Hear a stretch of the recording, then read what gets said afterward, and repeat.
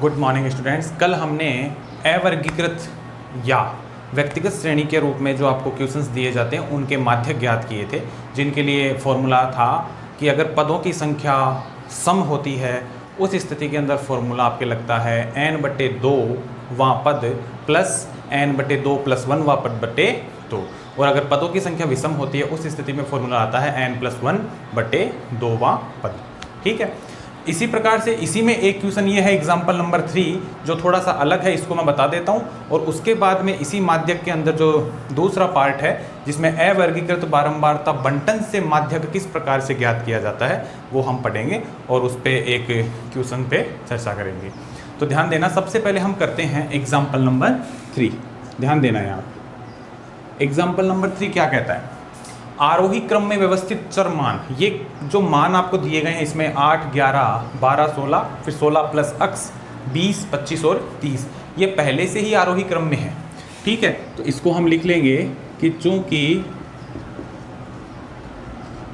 आरोही क्रम में व्यवस्थित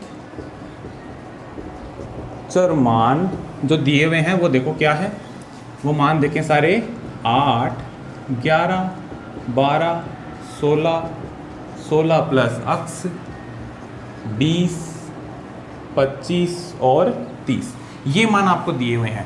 साथ में आपको ये कहा है यदि माध्यक है वो 18 है तो अक्स का मान ज्ञात करो। ध्यान देना, यहाँ पे आपको जो पद दे रखे हैं उन पदों में एक पद है वो मिसिंग है, यानी यहाँ पे जो नंबर आएगा वो मिसिंग है। यहाँ पे अक्स के रूप में दिया है 16 प्लस अक्स, तो इस अक्स का मान ज्ञात करना है। और जब भी आपको बीच में कोई अक्स गायब मतलब अक्स आएगा उस स्थिति में आपको सवाल के अंदर एक अन्य चीज़ जरूर देगा। यहाँ अन्य चीज़ क्या है, माध्यक ज्ञात करना है, तो माध्यक आपको दिया हुआ है 18। ठीक है, पद कितने हैं पहले देखो, 1, 2, 3, 4, 5, 6, 7, 8।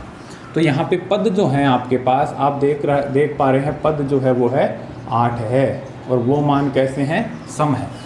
ये आरोही क्रम में पहले से ही व्यवस्थित है, ये प्रश्न ने इसको कर रखा है। तो अब इसमें फॉर्मूला क्या लगेगा, माध्यक का जो फॉर्मूला है वो इसमें लगेगा कि 8/2 वा पद प्लस 8/2 प्लस 1 वा पद बटे 2, ये फॉर्मूला लग जाएगा इसमें क्योंकि पदों की संख्या सम है। तो 8/2 होता है चौथा पद, ठीक है, और 8/2 4 और 1 5वां पद बटा 2। चेक करें चौथा पद क्या है इसका, 1, 2, 3, 4, चौथा पद है इसका 16 प्लस 5वां पद क्या है 16 प्लस अक्स बटा 2।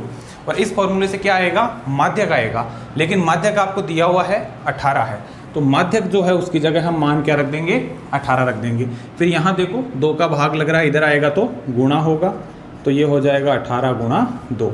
ये देखो कितना होता है, 16 और 16 32 प्लस अक्स 18 दूनी 36 बराबर 32 प्लस अक्स। क्लियर, अक्स की वैल्यू ज्ञात करनी है आपको, तो 32 को इधर ट्रांसफर कर दो, माइनस में हो जाएगा 36 माइनस 32 बराबर अक्स। 36 में से 32 गए 4, तो अक्स का मान कितना आएगा 4 आपके पास आ गया। ठीक है, तो इस प्रकार से आपके पास अक्स का मान आप ज्ञात करेंगे। क्लियर, तो ये तो था आपका उदाहरण नंबर 3।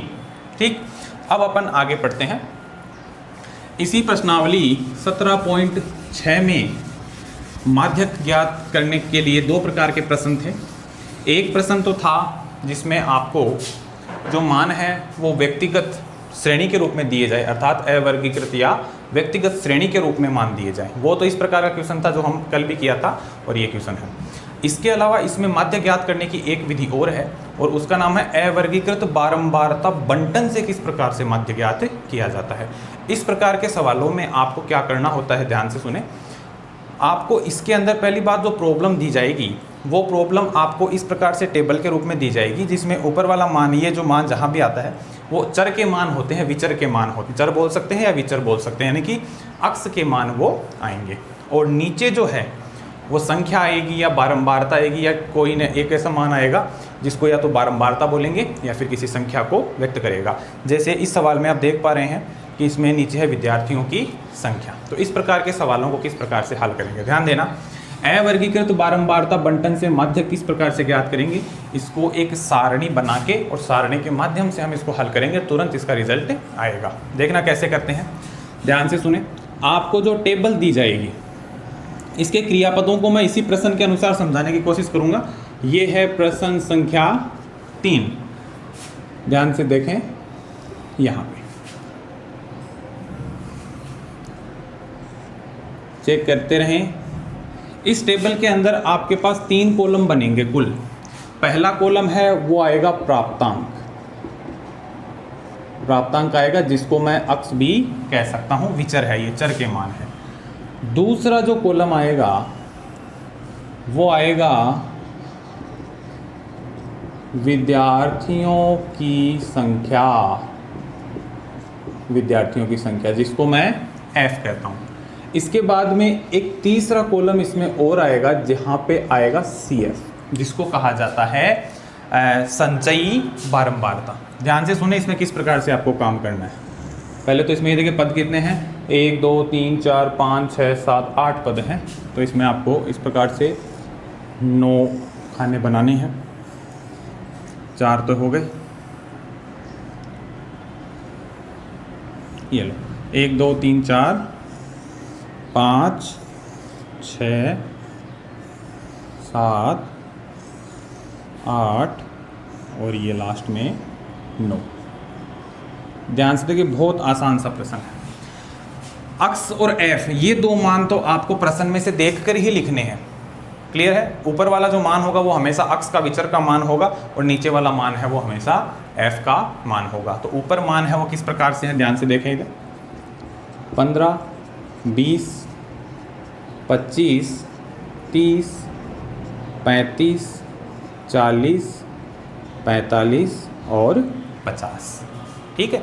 और नीचे विद्यार्थियों की जो संख्या है अर्थात एफ है उसके मान क्या दे रखे हैं, चेक करें।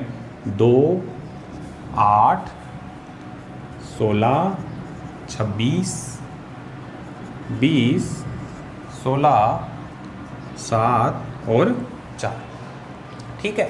अब देखो अगला काम क्या होता है, इसके बाद में हमें अगले जो कॉलम है, अगला जो स्तंभ है उसके अंदर सी एफ ज्ञात करना होता है। ये सी एफ क्या है, इस सी एफ को हम कहते हैं संचयी बारंबारता। ध्यान देना, इसको हम कहते हैं संचयी बारंबारता। संचय का मतलब क्या होता है, संचय का मतलब होता है इकट्ठा करना, यानी कि एक जगह जोड़ना। संचय मतलब कलेक्ट करना, एक जगह करना, ठीक है। तो संचयी बारंबारता का मतलब है यहाँ आपके पास जो बारंबारताएं आई हैं, ये मैंने कहा है एफ है वो बारंबारताओं को व्यक्त करना है। तो सी एफ के अंदर क्या करेंगे, इन्हीं बारंबारताओं को अपन जोड़ते हुए चलेंगे। कैसे, ध्यान से देखें।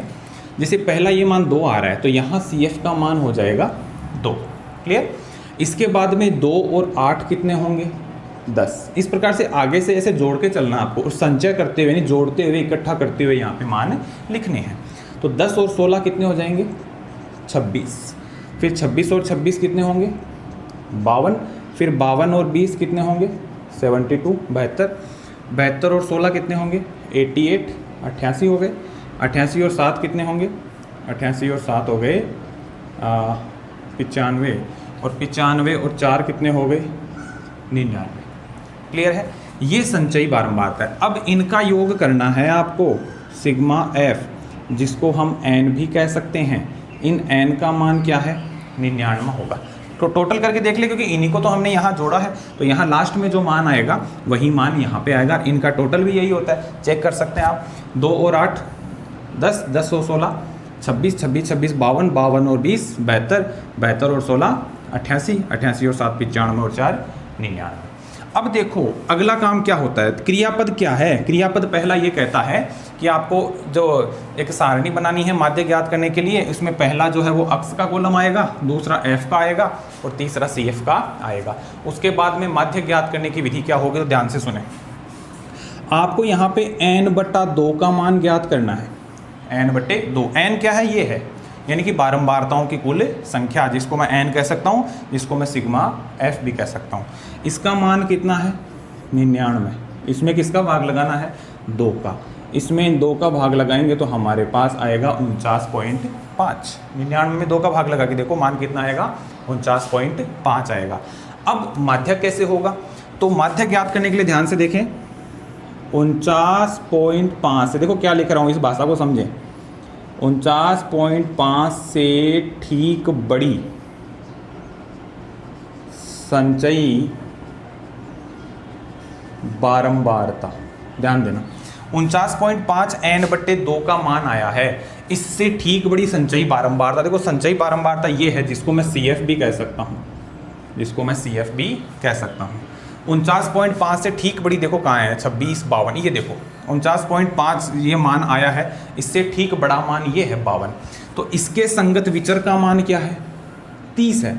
इसके संगत विचर का मान देखो ये 49.5 से ठीक बड़ी, ये केवल समझने के लिए लगा रहा हूँ, आपको लगाने की जरूरत नहीं है ऐसे।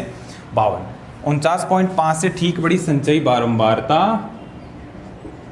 52 है। 52 है, इसलिए माध्यक 52 के संगत विचर का मान होगा, जो कि 30 है। ठीक है, ये मैंने भाषा रूप में लिखा है, इतनी भाषा लिखने की भी इसमें जरूरत नहीं है, ध्यान से सुने। आपको 49.5 आ गया, उसके बाद में ये लिखेंगे 49.5 से ठीक बड़ी संचयी बारंबारता 52 है, इसलिए माध्यक कितना होगा, 30 होगा। ध्यान रहे जो बारंबारता आती है वो माध्यक नहीं होता है, कई बार गलती से लिखा जाता है कि जो 49.5 से ठीक बड़ी संचयी बारंबारता 52 आई इसलिए माध्यक है वो 52 है, ऐसे लिख देते हैं कई बार गलती। तो ये नहीं करनी, यहाँ 52 आ गई तो इसके संगत विचर का मान देखना है, अक्ष का मान वो कितना है, 30 है। ठीक है, इसलिए इसका जो माध्यक है वो कितना हो जाएगा, 30। इसलिए माध्यक जो है इसका वो कितना हो जाएगा, 30 हो जाएगा। तो ये आ जाएंगे इसके आपके फाइनल आंसर। ठीक है, तो इस प्रकार से आपको इसके सवालों को हल करना है। तो आज आपका काम ये है कि 17.6 से संबंधित जितने भी एग्जाम्पल हैं वो जितने भी इसमें क्वेश्चन दे रखे हैं वो सारे आपको सॉल्व करने हैं। सॉल्व करके 17.6 तक अपनी फेयर कॉपी में अपना होमवर्क कंप्लीट कर लेना है। क्लियर है? तो आज की क्लास में बस इतना ही। Thank you.